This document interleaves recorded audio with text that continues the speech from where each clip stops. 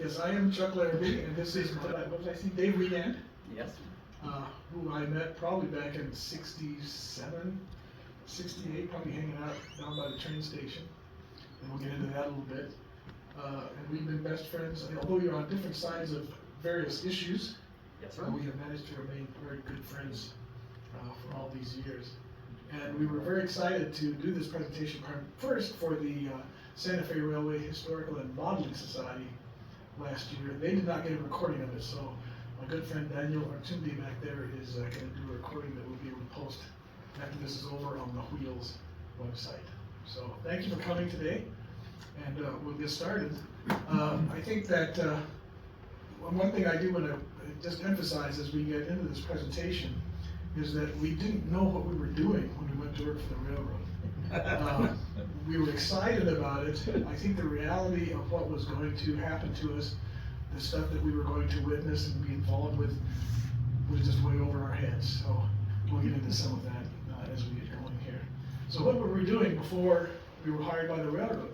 We were really hanging around the train station, both here and then once we got Wheels, we got access to cars down in Millette. So thank you, that light's perfect. I'll let David go into some detail as to what these photos covered, but one thing you'll notice is there aren't any photos of the Super Chief El Capitan on this page. And the reason for that is that was sort of the premier train. It's also, you'll be seeing plenty of pictures of those Super Chief El Capitan as we get into the pitch. So David, why don't you do a quick comment on what these pictures are? Notice the two pictures on the left, the upper picture there, of the two RDC cars taken down at the Santa Fe station here, just up the street here. That is the last train to depart Albuquerque for El Paso. April the 9th, 1968. Notice the Alvarado Hotel is still standing behind it. Down below is the Santa Fe local coming in, from the local freight coming in from Santa Fe to the depot platform, and you can see the Alvarado to the left of the locomotive, bringing in some empty cars that they unloaded some Anheuser-Busch products at the distributor up there in Santa Fe. And the San Francisco chief stopped in Belen. Here's the San Francisco chief arriving in Belen. This is the old coal train here at Albuquerque. And here's the Super Chief and the El Capitan lined up together here at Albuquerque, back at about, probably 1967. That was an unusual day because they both had the brand new locomotives on. Brand new FP45 locomotives. Can y'all hear my preacher voice all right? One thing that we like to emphasize in this pitch is that the hardware was interesting and fascinating, but it turned out it was really the people who we really became close to as time went by. And I'm going to let David go through some of these folks. His memory as far as that area is concerned is much better than mine. But as you'll see it in the theme as we go through this pitch, we really got to know quite a few really great people. And that was really what made our experience, I think, worthwhile. Because we're only covering in this presentation 3 years. And both of us have vast experience even beyond that. But go ahead. Of course, some of the names here. Excellent picture by Chuck taking a dining car in the kitchen of the Super Chief. Conductor Stafford with his, notice that old pack set radio there with that huge antenna on it. This is the ticket office in Albuquerque, what it used to look like, up until about the late 60s. Mr. Ed Jones is the ticket agent on the left. I don't know the gentleman with the younger gentleman in the middle, Rusty Ryan. The man on the far right, with his head turned to us, is Mr. Bill Padney. He was my Boy Scout leader. He was he kind of helped put me up to this railroading career. He passed me on a railroad merit badge, and of course taught me some camping skills. And then we have engineer Johnny Boyce looking at Chuck there when he took the picture. And Mr. Boyce began his career firing steam engines in 1928. He was the senior engineer on the Colorado Division up at the time he retired. And then we have Mr. Glenn Taylor, a conductor that we worked with, and Carl Chester, sheriff car attendant. You see Mr. Taylor's wearing a uniform like I'm wearing, and Mr. Chester is dressed up like what Chuck is wearing there. You know, the trains and engines, you know, the trains, the locomotives, the cars, and the tracks, that's not the whole story of the railroad. We don't include the people of the different crafts and the different talents. That's what made the railroad run, was the people. And one of my regrets is I didn't take enough people pictures back when I was working for the railroad. Because every one of these people that you see in here are now deceased. I would just like to mention that we ended up working quite a bit with Carl Chester. And we have some stories, some that I could tell you, some that might not be appropriate for this crowd. But he was just a lot of fun, and an old-timey Santa Fe chair car attendant, so we were really just bumming around down the station and got to meet all these people. And then what happened in I think it was Christmas of 1969, I don't know how many of you know Bob Strine here in town. I think several of you may know him. He was taking the train from Albuquerque to Denver, so he had to make the connection in La Junta, and he was talking to the attendant in the lounge car and said, "Gee, I'd sure like to work down here sometime." And the attendant took his name and address, and he got a call not too long afterwards from one of the superintendents of the Santa Fe Railway out in Chicago saying, "We'd like to interview you and see if you could do some summer, we'll need some Christmas and summer help." So Bob Strine is really the leader of the pack for us when he started working in '69, and then like the entire summer of 1970 as a waiter in the Kachina coffee shop. And we were just totally aghast, because we'll get into some of the feelings that we had about that, but really those jobs were not for white people, and we'll touch base on some of that later on. But what happened at I just turned 17, and I thought, well, gee, if Bob got the job, maybe I could too.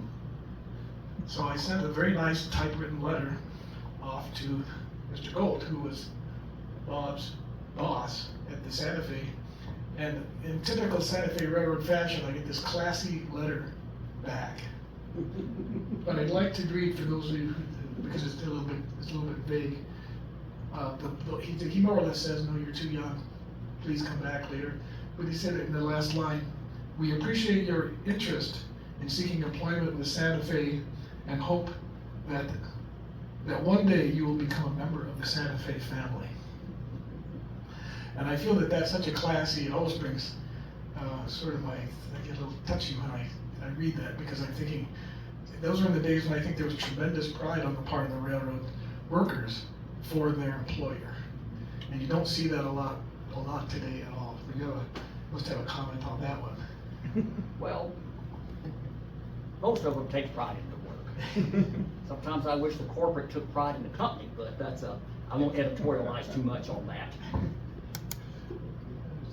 So anyway, Bob sort of planted the seed that maybe we could go to work for the railroad. I just should point out that Bob and John Vaughn, Clinton, I don't know him, Fenton Richards, ended up doing this book, Santa Fe the Chief Way, which was published by the New Mexico Magazine. It was New Mexico Magazine many years later. So I have one copy of it if you'd like to look through it afterwards.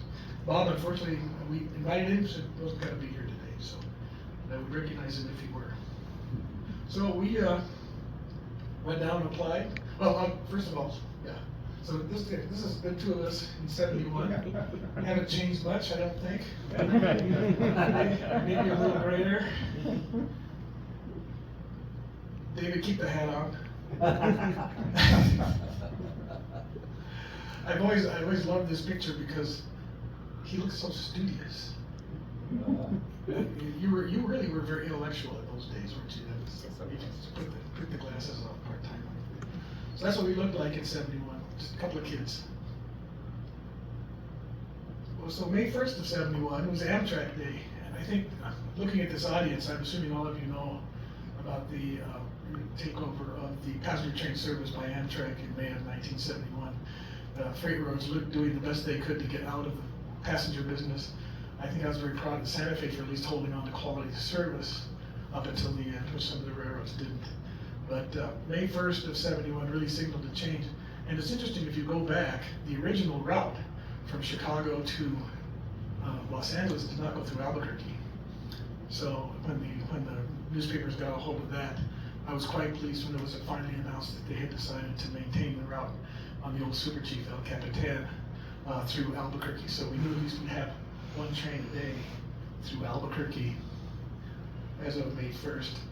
So the final freight operated trains operated out was April 30th or 31st. I can't remember. They departed their terminals on April 30th, the last Santa April Fe, 30th, official okay. Santa Fe passenger train departed their I terminals. never remember on those April were, 30th.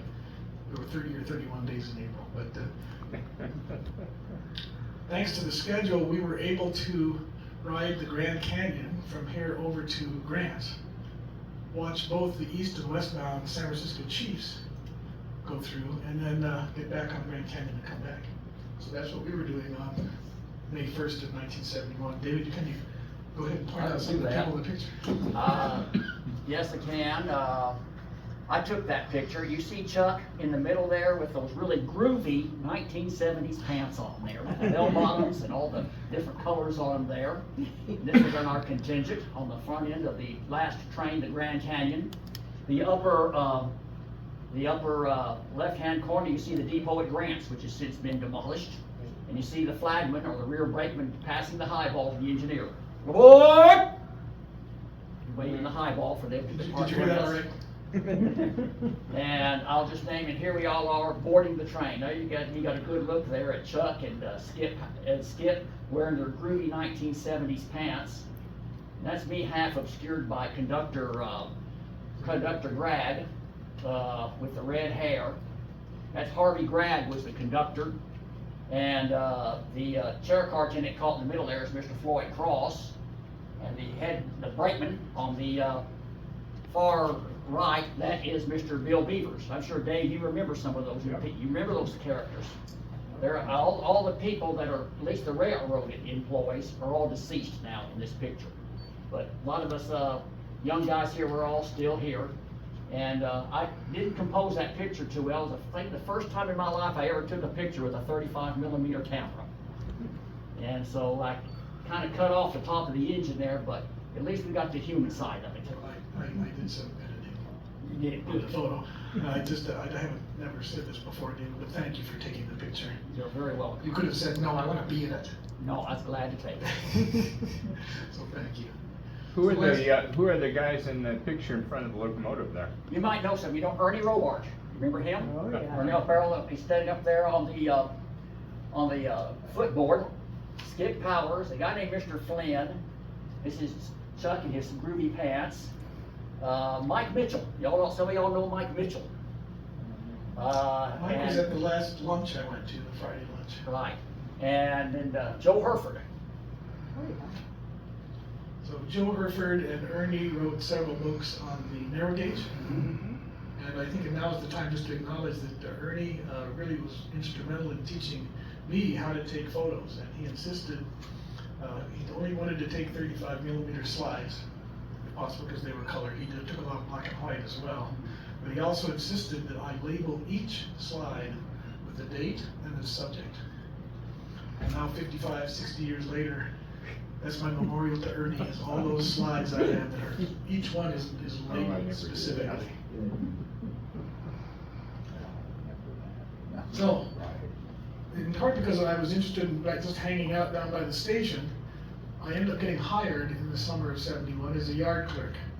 And a yard clerk really is, the main responsibility of the yard clerk is to go from one end of the yards to the other and do an inventory of all the freight cars that are in all the tracks down in the yards.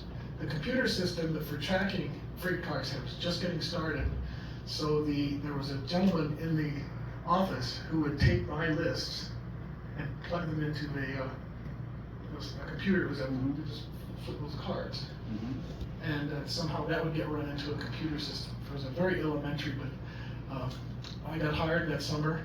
I just want to say that I was just excited to go to work for the railroad. I've been working for Sears and Roebuck up at Coronado Center, and I was excited by the pay and to be working for the railroad. I ended up taking a second trick job, which was, third trick job would be Third trick was midnight to dawn. yeah, this was second trick, so I was assigned to a second trick yard clerk, which was at night. And I will say that the training was very good on what you're supposed to do in terms of keeping the inventory. It was really bad on safety. The guy took maybe 10 minutes to give me the do's and don'ts of being in a freight yard at night in the dark. And I'm very lucky that I didn't do something extremely stupid. But the only thing that I did that got me in trouble was that my handwriting was so poor that the trainmaster called me in after about the third or fourth day and said, "Larrabee, slow down. Nobody can read your handwriting." He said, "If you don't get that fixed," he said, "I'm going to have to move you out." So I was very careful after that. But that's a sample of the lists that I used to keep from all the freight yards from one day to the next, and knocking out the cars that were missing and then adding in the cars that we knew. So that was the summer of '71. I just want to say, I was not in any mood to be down there taking pictures, but the only picture I have of me that summer was taken on the right. And was that Harlow Bean? I think Harlow Bean took that. He just happened to be down there. The yard clerks were responsible for going down to the station when, at that time, 17 and 18 came through and helping to unload the second and third class mail. So I got my little glimpse of the passenger service at that point. Sometime, and then I went off to college in the fall. Sometime during the fall, I got wind that they were short-handed for the passenger trains starting in December. And my brain immediately said, that might be a lot of fun. Maybe they would hire me just for the time that I'm back from college, my freshman year in college. So I went down and applied, told David about it. And I don't, did you do the application the same day I did? I don't think I did, but you marked up 15 minutes ahead of me, and that's what that cost me. Two stories about that. One was Charlie Schaefer was the trainmaster at the time, and he was very hesitant to hire me or David at the time. And he finally went back into his office to think about it and came back and said, "I'm going to hire you." And I said, "What's the problem?" He said, "Well, you're white." And he said, "We haven't put a white person into that job before." And he said, "If you ever have any trouble, I want you to come back here immediately and tell me, and I'll get it fixed." And I think I'll comment on that further here in a future slide.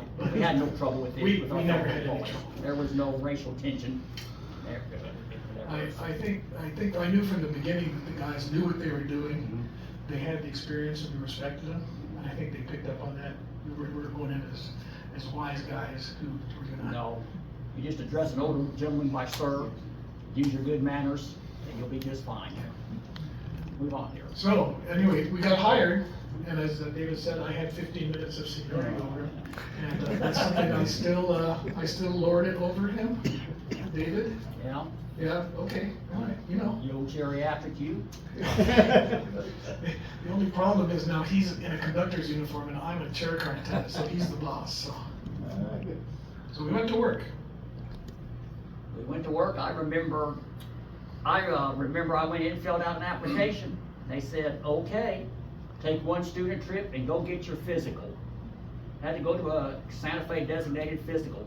I will always remember for the rest of my life that was the most menacing physician that ever handled me at that physical. Was that the Russian? Yes, that was the Yes, Russian. I had her too. Oh my goodness, man, that was this woman, she graduated from the University of Transylvania Medical School. Oh my gosh, and she passed me. I got to go to work, but it was a very, a menacing doctor and a very memorable experience. I have a souvenir here from the medical department from the Santa Fe Railroad. This card here is my Hospital Coastlines Association card. That was our insurance. And we had, here in Albuquerque, we had 3 designated physicians with our hospital association that we could go see here in Albuquerque. There were Dr. Diane Combs, who was the daughter of a Southern Pacific Railroad family, and Dr. Thomas Gross, and Dr. Elliott Pierce, who is right now the first gentleman of the Wheels Museum. That man back there was my personal physician for many years. And he was a designated Santa Fe doctor, so if a railroad employee needed to see a physician, they went to Dr. Pierce. Well, thank you. Anyway, this is just a couple of photos taken really probably within our first couple of days of work. And again, I have to thank Ernie Robart for taking all these photos. We were in no position to be taking pictures, being the youngsters on the train, so Ernie came down to the station and took each of these photos. Invaluable, 55 years later, to have these photos. I just want to make a comment. One of the, if you take Amtrak today, there are just little things that we did that just seem today they can't even imagine. But we always checked the luggage as passengers were boarding that was going on the lower level, and gave them a claim check. And then we were responsible for walking through the coach, finding the passengers before they got off, getting those claim checks back, and then making sure the luggage got off ahead of them. A little bit of classy service. Always wipe down the from the handrails. Santa Fe, and we always wipe down the Always handrails. got you some paper towels, something, clean those handrails. Better be clean. Yeah, absolutely. Little stuff like that I think has been forgotten today. So we went to work in '71, and I just want to very quickly say, and I mentioned at the very beginning that we were just a couple of kids essentially, and we ended up in situations where I think we were beginning to realize that we were in a situation dealing with people, some of whom were sober, some weren't, some who had perhaps some mental problems, and one of the other chair car attendants told me that on my first paid run, somebody will die on you for sure. And I didn't take that seriously. I thought, well, what are the chances of that happening? Well, for more details on that, I have an article that was written in Classic Trains. I have several copies of it. The title of the article is "Somebody Will Die on You for Sure." And it goes into not too much detail, but quite a bit of detail on what that was like on my first paid trip.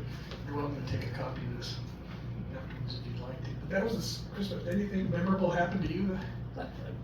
More memorable things happened later.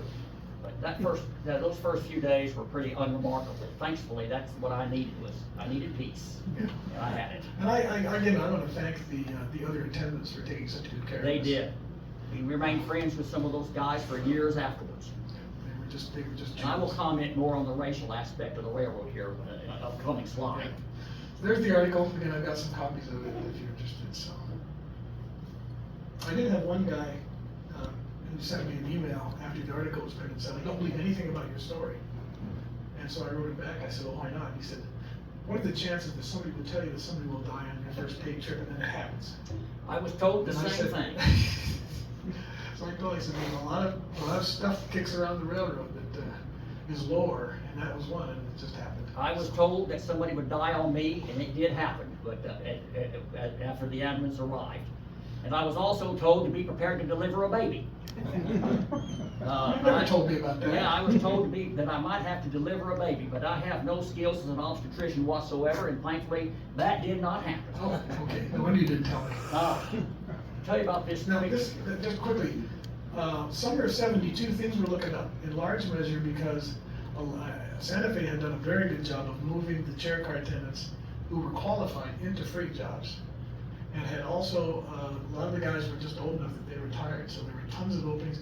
They also put on the chief that summer, so David will go into '72. This was the chief. There was, the Santa Fe had the super chief and they had the chief.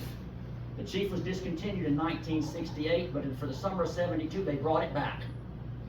And I had a regular assignment on the chief, trains 19 and 20 for 3 months. And these are some pictures of that train. As you can notice, it has the very famous war bonnet red and silver paint scheme that made the Santa Fe passenger trains and Line L trains so famous. The first pictures of the first reinstated chief stopping here at Albuquerque and being serviced. See Mr. Morgan there, the guy in the tan shirt, is a fuel foreman.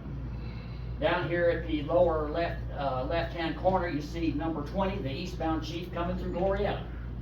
Very good, well-composed picture. Up top here, we see the westbound chief, number 19, coming out of Laney, just departing Laney. And down below here, we see the westbound chief coming down Glorieta Pass, in between, about to go into Apache Canyon, in between Glorieta and Laney. That train lasted for 3 months, and I worked it on its second trip, and I worked its last run westbound on 9/11/72. Yeah, and I made several runs on it. I got a regular, I had enough seniority to get a regular job on 17 and 18 and 3 and 4 that summer. And I also didn't like working the chief because you didn't get that much sleep in La Habra. and I need my 8 hours. Well, I loved it. That was one of the happiest summers of my life. My experience on the Chief is Who took unforgettable. those pictures? You were on the train. Those were taken by Ernie Robart.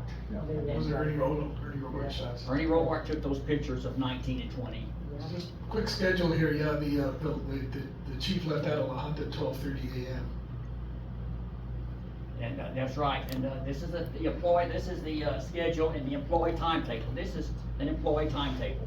Santa Fe, and there's one just like that.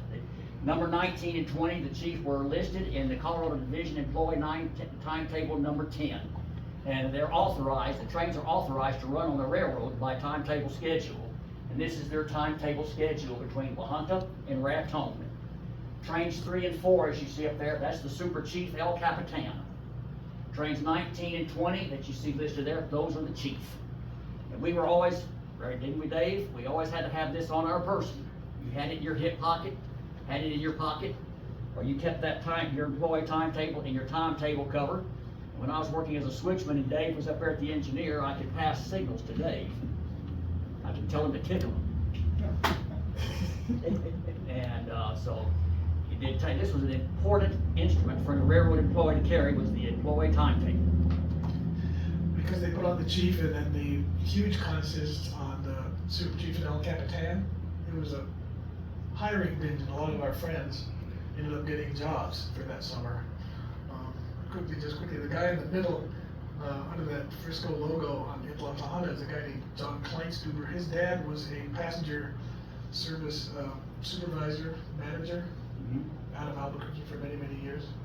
So we knew him. We actually knew his dad better than his son. And some of the other folks there.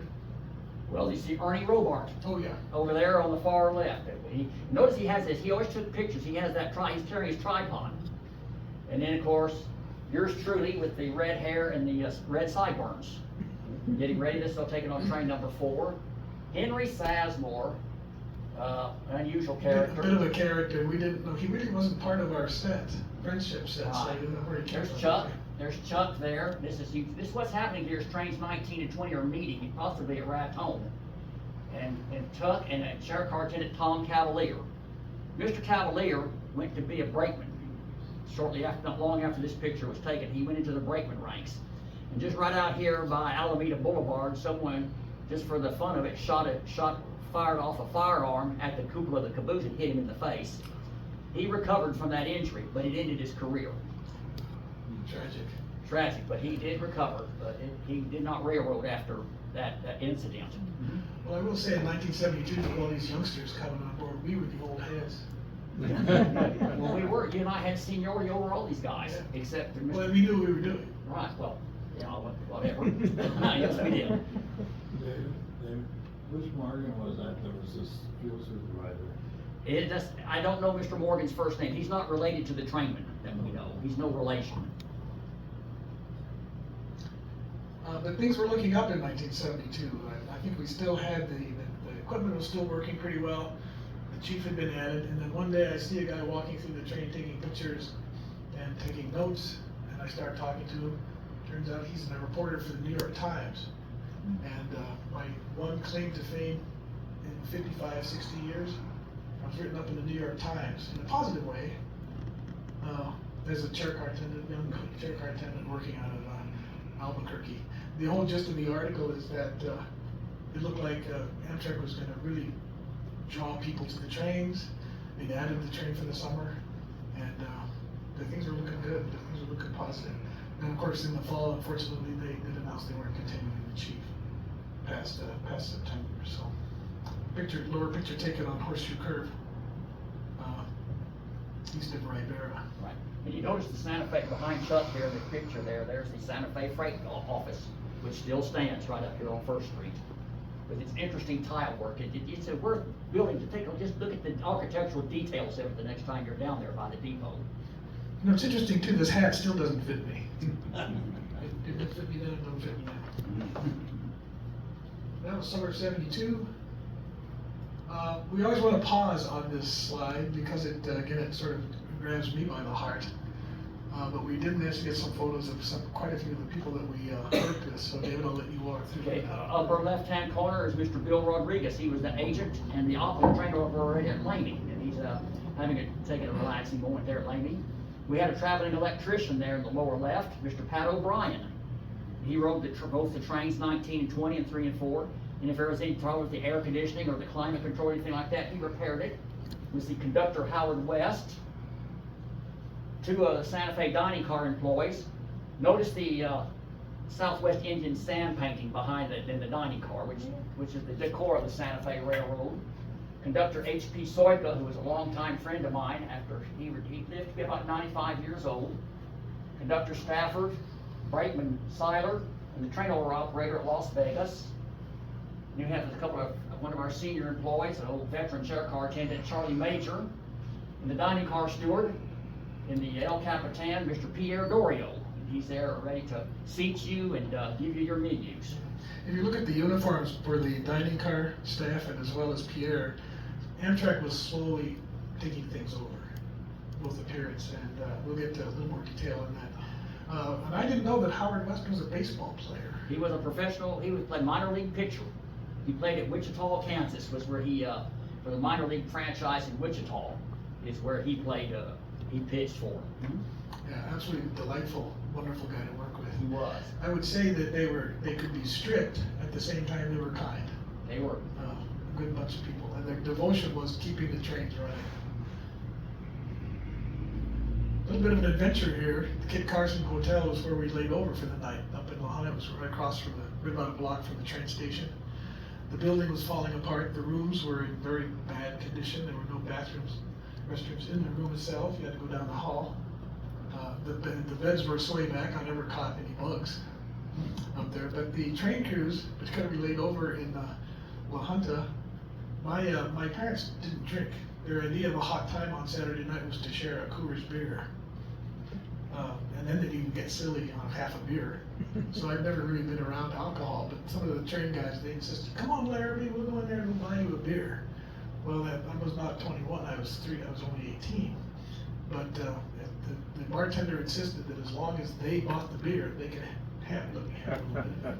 And I remember several nights on about 1/4, a couple sips of beer, stumbling back to my room. Not a very good introduction to alcohol at age 18.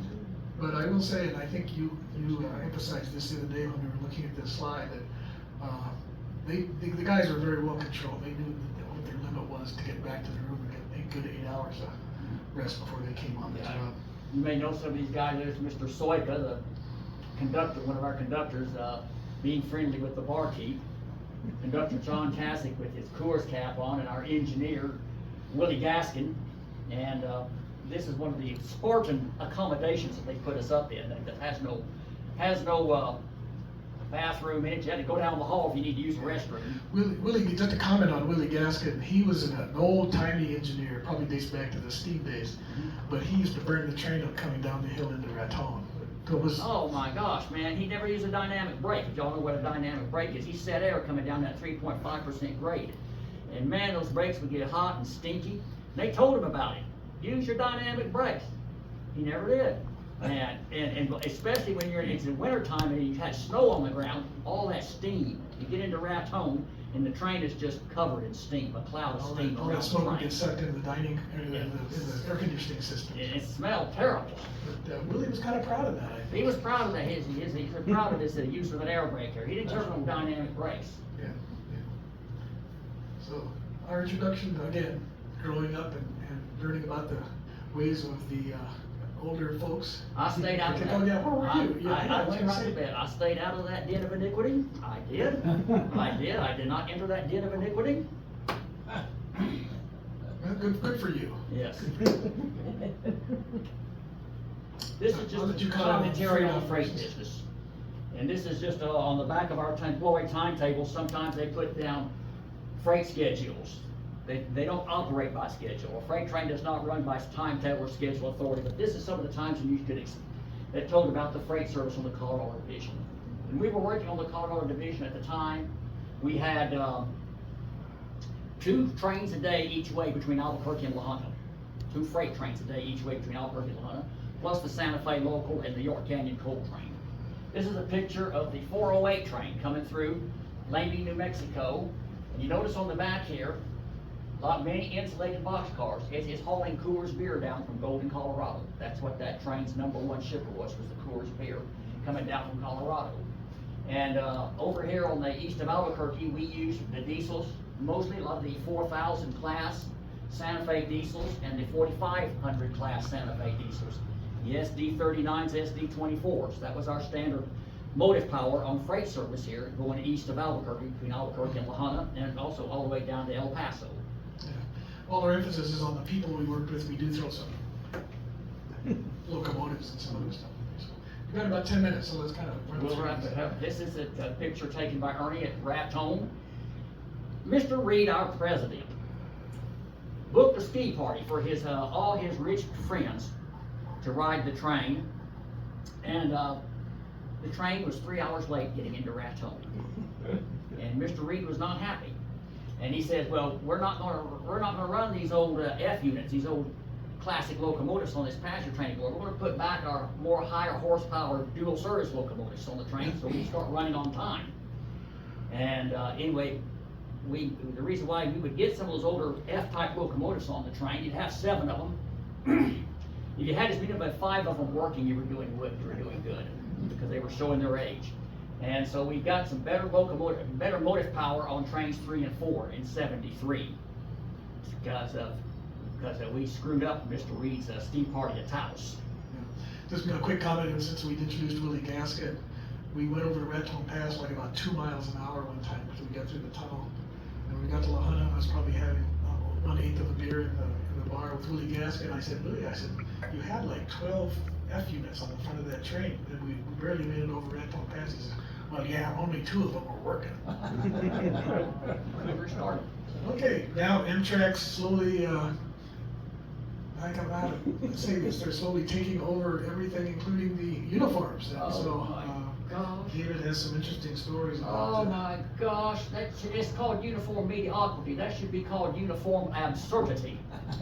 Oh my gosh, they come up with these red coats, those hideous striped pants, and the red coats are double-breasted. First they had us wearing turtlenecks, but we all started getting skin rashes. That lasted about 3 weeks. So we went back to our ties. Those red hats, you see Ernie Robart and Felix Williams all dressed up with their red hat and their striped pants. They look horrible. One of my fellow attendants went in to check into a hotel, the away from home lodging, wearing one of those, and they mistook him for the bellhop. And you notice me, I'm wearing my black pants and the hat off my Santa Fe uniform, and my black tie. I wasn't being defiant of the rules. I just prayed to the Almighty. "Oh, precious Lord, don't let them defile my body with this hideous red hat and striped pants. I rebuke this uniform in thy holy name. Get thee behind me, Amtrak." And he answered that prayer, and my red hat and my striped pants never came. And we had a chair car attendant, Robert Atkins. He had his all decked out in his striped pants and everything, and he bent down to help a lady with her footrest, and the whole seat went right out of his striped pants. He had to take off his red coat and kind of form a diaper or something to cover it. And the uniforms, they did not last. Comment on this picture here. You see Ernie, and you see chair car attendant A.J. Smith, and A.J. never got his pants, or he never got his uniform, Or his maybe never pants wore either. 'em. And a young lady named Barbara Lewis. She is the only female working on the train, and she's the only Amtrak employee working on the train. It was a man's world back in 1973. You notice one thing about this, the job of chair car attendant, that was a black man's job. And we broke in and we broke the racial barriers. And a lot of passengers said some very politically incorrect things to me. I will not repeat some of them, but one of them I will repeat. I was called the palest shoe shine boy this guy ever saw in his life. And one of the older attendants told me, this guy kept calling me, "Hey boy, hey boy, hey boy." I told one of them, "This guy's really getting on my nerves." He said, "I'm going to tell you a little trick. The next time he says, 'Hey boy' to you, look like you're lost and do like this and say, 'Sir, I don't see that little boy you're talking about. Where is he?'" And your Indians, they were relegated to the track department. Your Hispanics were relegated to mechanical department. Your operating employees were brakemen, conductors, engineers, and firemen. Now, with the Civil Rights Act of 1974, those barriers began to come 64. down. 64, right, the 64, the Civil Rights Act, that came down. Barbara Lewis later retired from Amtrak as one of the supervisors of their commissary in Oakland. But at the time, she's the only female and the only Amtrak employee on the train. Everybody else is male, and everybody else is working for the Santa Fe Railroad. Notice in the background there is the old division headquarters at Las Vegas. You barely see the Castañeda right there. The division headquarters, shortly after that picture was taken, was destroyed by fire. Okay. But the Let's, Castañeda's still there. Yeah, let's scooch along a little bit. I think the conductors' uniforms weren't quite as radical as the service attendant uniforms, but you don't think the material was that good? Yeah, this is John Cassock. John Cassock was my mentor. I always said if I ever ran a passenger train, I would like to have the people skills, the railroad skills of Mr. Cassock. I'm wearing a uniform just like he's wearing, and I did wear one of these in Amtrak service before Amtrak directly employed the employees. And this Mr. Cassock, then he got his Amtrak uniform, which was of poor quality. These uniforms by the Santa Fe, made by the A.G. Meyer Uniform Company in Chicago, were much superior, much more comfortable. I have pockets for my timetable here, and if I need anything, I have pockets for my ticket punch. But I'll tell you what's going to happen. I'll probably donate this uniform to the Wheels Museum. There you go, Leland. I'm wearing this one to my funeral. There was one group of onboard employees who absolutely refused to wear the red uniforms. The sleeping car porters. They had been taken over by the Santa Fe from the Pullman Company, 68, 69? And the Santa Fe, I think, gave them some very nice looking uniforms. But even if they had been issued the red uniforms as a group, they refused. And they wore those up until the crews were taken over by Amtrak, and they didn't have a choice. But that would have been 74. Most of these guys had the opportunity to retire, but they went against the grain. Quickly, another sign of positivity was Amtrak making investments in new locomotives. That didn't last too long either, but go ahead and just do a quickie on that brand new one. SDT 40F locomotives, which were purchased for passenger operations on the Santa Fe. The first batch of them were. This is second train number 3. It was the old El Capitan high-level equipment on it. I was working on this train when these pictures were taken. Oh, I see. By Arnie Robart, coming around the curve at Ribera, coming out of the siding at Geis after meeting second number 4 going eastbound, and here it is westbound number 3 with I'm in the high-level equipment back there, and that's the old depot at Roll, which also shortly after this picture was taken was destroyed by fire. So was our depot uptown. Yeah, a sign of positivity, I think they were getting new locomotives on there and the equipment, air conditioning, plumbing, and that Yes. stuff on board the equipment, board the passenger trains was really in decline. We did have fun. We were able to order pizzas from the Pizza Hut there in Trinidad. We'll get out of the way so you can see it. I think it was just a level of confidence at that third year that we felt we knew the job, we knew the people, we could have a little bit of fun. And I gave the Coors hat to Mr. Cassock there down in the conductor's office in the high-level chair car. Mr. Slunkin doesn't look that happy about being embraced by Mr. Cassock, but he's a little more conservative. He also would not go with the new uniforms. He hung on that old He hung on Santa Fe uniforms. until the management pressured him. Yeah. And the sign-out sheet, somebody said to me, why don't you go ahead and fill out the sign-out sheet for us? And I had some fun with it. But again, it was at the level of confidence and just having fun that I think after we gotten our experience on board, was just a lot of fun. Problems then in 73, towards the end, although 3 and 4 ran in, probably the last time 3 and 4 ran in separate sections. So I'd like to go through sometime and figure out what the capacity was between an all sleeping car Super Chief and an all coach going coach El Capitan, and going just to see compared to that what Amtrak is able to run. There is the Super Chief on the right, the El Capitan on the left. For those that, you might notice that they said the Super Chief is all sleeping car. There are 2 sleeping cars right up, parked out behind the building here that ran on the Super Chief, 2 Pine Series sleeping cars, which are here in town here for restoration. If you go out the back of the building here, you can see them out there. End of the road, what happened towards the end of the summer too long, this note from Charlie Schaefer was a lot of the college, they held on to the consists well into the fall, and a lot of the college kids had to go back to school, so it caused a real problem with staffing. I think my school started later, so, oh, that's right, I didn't go back in fall. You can go back. I didn't start up at Northwestern until January '74. The end of the line for the Albuquerque cruise, at least for the onboard service cruise, was in '74. And John, you were back in college, and so was I. I was working for Amtrak at the time. Oh, you were working for Amtrak? Were you graduated? I graduated. I was You were working that far I ahead was of already me? working for Oh my Amtrak. gosh. Okay, well, we'll get into that. The Santa Fe sent me a letter that my parents forwarded to me up at college, asking, said, you've got your seniority, and I had been laid off, so I was still considered an employee. And I had options before in the country I would go, so I went to Chicago, which turned out to be a pretty good option for me. And then on the right is the last sign-out sheet for chair car attendants in Albuquerque on, was it April 1st? May the 1st, May 1st. 1954. That was the last time they used Santa Fe. 1974. 1974. I got my fours Get mixed your up. decades right. Yeah, I got my decades wrong, but that was the last day that the Santa Fe chair car attendants worked on those trains. Can you tell me who the last guys again were? Can you read it? I can read Majors and I can read Atkins, but I cannot read Okay. the top one there. Okay, all right. So, we're towards the end now, so we moved on after '73, and David, I'll let you talk Well, about your career. I went to work. I went from the chair car attendant to ticket agent. This is a picture here.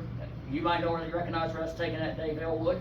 I do, go. Gallup, New Mexico. I sold tickets at Gallup, El Paso, and here at Albuquerque. Then I had an opportunity to go to work for the Santa Fe Railroad as a brakeman, and I took that opportunity, and I did get promoted to conductor, and I did work as a conductor on a passenger train as a Santa Fe conductor and later as an Amtrak conductor. That picture there, I'm real proud of that black and white picture. It's taken by renowned photographer Virgil Staff there at Las Vegas. That high-balling train number 4 and getting ready to depart. In 1995, I went into engine service and worked the last 18 years as a locomotive engineer. And whenever you retire from BNSF out of Winslow, Arizona, they have a sign there that you go stand by for your picture. It's a tradition. Retired equipment. I went took my portrait there. It's a bunch of junk that they're selling for scrap. That's what that is. They do back there. I took that picture. This was taken on May 29th, 2013. I'm leaving Berlin for the last time because it's such a special occasion. I put on one of the ties and the shirts for my passenger uniform because this was a special occasion. Dressed up for my last trip before I retired when I came back the next day and retired. Okay. That was David's career. I always admired David because he stuck with the railroad, and I didn't. I hung around for another couple of years as I was going through college, since I was a couple of years behind David. I ended up working for Amtrak out of Chicago. And then after I graduated in 1976, the bad recession was on. Amtrak wanted me out in Seattle. And I thought, I kind of like Seattle. I'd worked on the Empire Builder as a sleeping car attendant. So I went out and worked 2 more years out of Seattle. While I was working for Amtrak out of Seattle, I got a call from the Santa Fe Railway. They needed attendants for their board of directors specials. So I ended up working 3 board of directors specials for you Santa Fe nuts. I think there's going to be a real interesting presentation on what it was like to work those top-notch board of directors trains into the 70s when I worked 3 of those. But what happened in Seattle in '78, and starting in the fall, in fact, the last run that I had made on a passenger train was to Santa Fe on a board of directors special. Interestingly enough, my last run on the railroad was not on Amtrak, it was on Santa Fe, which I'm quite proud of. And we went to Santa Fe, so I worked a sleeping car into Santa Fe. Probably the only person who's done that. Any of you? No? David? No. Okay. But by the time '78 rolled around, things were looking very bleak for Amtrak. I discussed with the Human Resources Department going to work for BNSF. The only jobs they had were extra board, middle of the night switching jobs in the yard. So I said, maybe I'll try something else. So I gave up the railroad, ended up in public relations, started to work for Honeywell Corporation, ended up doing public relations, community relations, and some executive communications. We of course were bought out any number of times and ended up with Raytheon back on the East Coast. But I think one of the reasons Dave and I get along so well is we sort of say, you know, he stuck with the railroad, which I admired because it was so much fun. I went off and did other things as well, had a good time with my job, but I always look back on it and go, gosh, maybe I could have stayed with the railroad, but can't go back in time. Right? So that's a business card, and I did a lot of press releases over the years. So that's the end. So before we wrap up, I've got one more slide after this, just before we turn the lights on. David, why don't you do a run through on the, so these are some of the special These people. are some of the people that were very helpful to us. You know, if a lot of you people, any job you've had somebody that's had seniority or had more experience that kind of mentored you. And these are some of the guys that we felt helped mentor us to be in the railroad. Our superintendent, Mr. B.O. Bernard, our supervisor here at Albuquerque, our train master, Mr. Charles S. Schaefer, Bill Parker, who was his chief clerk, the train master's chief clerk. Mr. Parker was nice to me. He kind of pushed me on, he must have liked me because he used his influence and got me marked up as quick as he could. And our conductor, J.M. Cassick. I always said if I ever ran a conductor, it was a conductor on a passenger train, I wanted to do it like Mr. Cassick. I liked it. The man had people skills, he knew how to railroad, and the passengers loved him. And so I hope I've lived up to his standards. Mr. Soika, another good conductor. And conductor, Mr. Fred Nelson, which is mentioned in an article written by Chuck. And then some of our older chair car attendants. I mentioned about the racial tensions, there weren't any. These are some of our older chair car attendants who were black, African Americans, Mr. Jordan, Mr. Walker, Mr. Henry, Mr. Adkins. Remained friends with those three guys for years. And they welcomed us. We were part of the brotherhood with them. And of course, Ernie Rollard. So we dedicated the presentation to Ernie. This always makes me feel a little bit sad when I see this. We lost him in 2018, and he was a good friend and I think a role model for all of us. And if you can find a railroader who can go to work carrying a camera and a tripod, good for him for all those years, because he got some excellent photos. I'm sure most of you knew of Ernie or knew him as well. So that's our show. Lights, camera, And we action. finished right on time, railroad on time. And we can take a few questions. Thank you very much for coming If you today. don't have time, I'll be around here a little bit if you want to comment or ask questions afterwards. I'll be available.